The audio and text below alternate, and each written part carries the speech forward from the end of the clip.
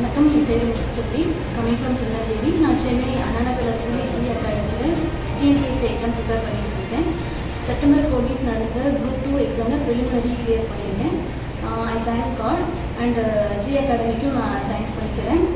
இங்கே வந்து டெஸ்ட் சீரிஸாக இருக்கட்டும், ஃபேக்கல்ட்டியாக இருக்கட்டும், எல்லாமே ரொம்ப நமக்கு ஹெல்ப்ஃபுல்லாக இருக்கும். ஃபேக்கல்ட்டிக்கிட்ட எந்த டைம் வந்து கொஸ்டின்ஸ் பற்றி நம்ம டிஸ்கஸ் பண்ணாலும் எல்லாமே நல்லா கிளியர் பண்ணுவாங்க.